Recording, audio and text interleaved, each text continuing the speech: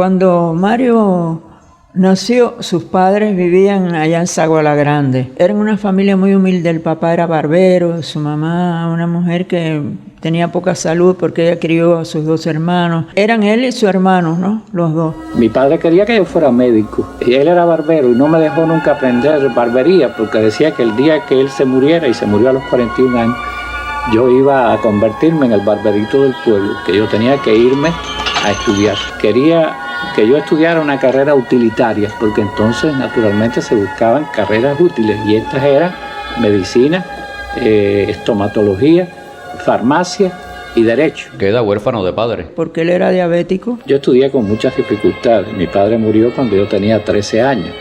Pude terminar el bachillerato con mucho trabajo. ¿Quién quedó al frente de su casa? Él, porque era su hermano, que era menor que él, y su mamá escribía, no dejaba de escribir, le gustaba escribir. Y cuando estaba en el año 39, todavía en la primaria, yo quería escribir un libro. Y ese fue el sueño de mi vida, escribir un libro. Pero resulta que estudiando ya no era lo mismo poder estudiar lo que él quería. Pero verdaderamente donde tuvo que trabajar fue en una bodega, que era un español que le pagaba. Entonces, dice, cargando cajas de refresco, todo aquello era una cosa increíble. Lo primero que yo hice cuando llegué a La Habana el 6 de enero de 1944, que me bajé del tren y puse mis matules en la casa de una tía, fue: llévenme a la calle San Lázaro que yo quiero subir. Y eran cerca de las 6 de la tarde y a las 7 estaba sentado yo en la antigua Plaza Cadena. Empieza a trabajar y después empieza su carrera de filosofía acá en La Habana. Y yo venía a la universidad caminando desde el cerro hasta la universidad, porque tenía 10 centavos, un medio era para regresar en el tranvía y el otro para tomarme un café con leche en la escuela de Derecho. Empecé estudiando Derecho y al finalizar la carrera me di cuenta que yo no servía para eso. Estudié entonces en el teatro universitario en ese periodo y después estudié filosofía y letras, idioma francés. Triunfo de la Revolución y crean lo que es la Academia de Arte Dramático, una escuela fabulosa que creó inclusive su teatro en el costado, en lo que hacía el garaje. Ahí fue donde formaron un teatro y se hacían representaciones semanales. Todos los que trabajaban allí eran profesionales. Fui periodista igualmente que fui maestro. Desde los 16 años empecé el periodismo. Su primer contacto con el teatro, tengo entendido que fue estando allí en la universidad. Él sí, en la universidad fue. Cuando llega aquí, además que va a la universidad, ahí es donde fundan lo que es el grupo ADAD, ¿no?, de teatro. Y vino un director también de Italia para dar clases. Todo un grupo de cubanos que les interesaba, como Roberto Garriga y toda una serie de directores que después continuaron con él. ¿Obras que usted recuerde que él haya dirigido? La Ramera Respetuosa fue una de ellas. Lograron poner la Sala Tespis, que de ahí entonces pasó al edificio al lado de lo que es ahora el Cine Yara. A pesar de su vinculación con el teatro, nunca abandonó su interés por el cine. No, el cine para él era fundamental. El teatro muy bien, sí, pero el cine para él fue fabuloso. Bueno, yo realmente era un hombre de teatro, que llegué al cine por la vía de la literatura y del teatro. Yo pienso en cine, sueño en cine, tengo sueños que son argumentos cinematográficos, sueño en blanco y negro y en colores, en cinemascope y en pantalla normal. Todo lo reflejo en el cine porque creo que el cine es una síntesis de artes conjugadas, que lo contiene todo. Yo creo que el cine es un gran medio de educación y siempre he utilizado el cine. Enseñamos cómo estudiar la obra literaria, hay que enseñar al pueblo a cómo leer una película. Laura, tengo entendido que en el año 59 es que se produce su primera aparición en la televisión, precisamente con un programa de cine. El programa Cine en TV surgió ya en el año 59, ¿no? Claro, después ya en el año 72 se creó otro que se llamaba Cine Debate, donde el público participaba también, inclusive personas a veces que llamaban y participaban desde su casa. Y ahí mismo también se hacían debates y el público participaba. Hasta que en el año 81 funda lo que es el espacio Tanda del Domingo, que es por el que más lo recuerda el público. Creó la Tanda del Domingo.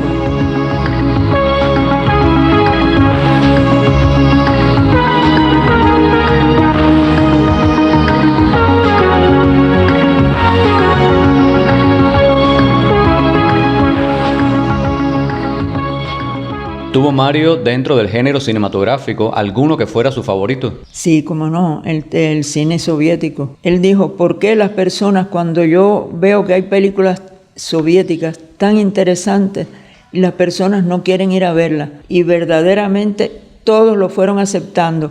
Por eso es que él salió aquella vez en Bohemia, donde decían, el hombre que enseña a ver el cine. Los temas eran muy fuertes, lógico, la guerra que tuvieron ellos, toda una serie de cosas, y verdaderamente la gente se fueron interesando. Laura, ¿alguna película que usted recuerde que haya sido la favorita de Mario? Bueno, una de ellas, entre varios que tenía, una de ellas era El acorazado Potemkin. Es como si estuvieran viendo la guerra aquella, lo que sucedió. Eran cosas fantásticas, increíbles, que uno dice, no puede ser.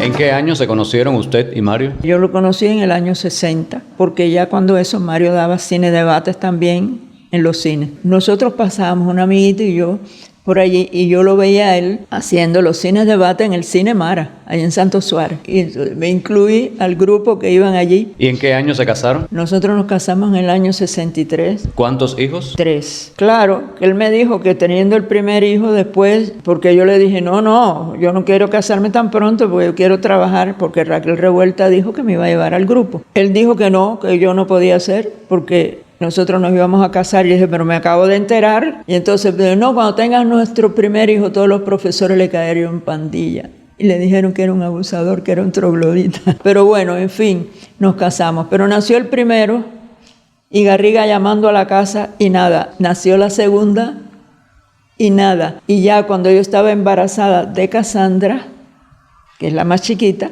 un día me senté y dije, tú sabes una cosa, que me siento como un ser así, no sé, que no hace nada en la casa nada más. Que él en ese momento estaba divorciado de ese otro matrimonio, porque tiene 2 hijas más del otro matrimonio, que yo las quiero como si fueran mías también. Hasta que no nació Cassandra, no me dejó. Cuando yo dije eso, me dijo, bueno, entonces empieza a trabajar, pero no vas al teatro con Raquel, vas a empezar en la televisión. Y entonces empecé, Garriga se puso contento, inmediatamente empecé a trabajar con Cassandra. La película El hombre que sabía demasiado es lo que se llama en cine un remake, que quiere decir un volver a hacer. Se titula El Mejor. En realidad, el título de la película es El Natural.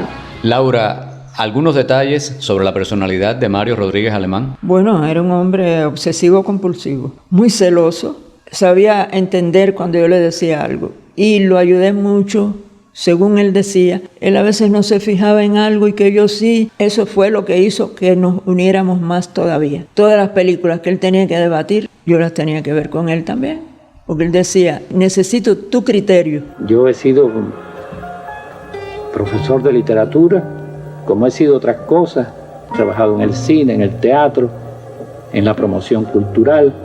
Creo que una cosa no se separa de lo otro. Laura, ¿y qué era lo que más disfrutaba Mario hacer en su tiempo libre? La cocina le encantaba. Era muy exigente en su trabajo y con todo el estudio de sus hijos. Le encantaba salir con los muchachos. La salida con los hijos para él era fabulosa. ¿Y de todos estos hijos de Mario, alguno siguió sus pasos? La mayor de todas. Trabajó en televisión. Ella trabajó inclusive con Garriga en la novela El Derecho de Nacer.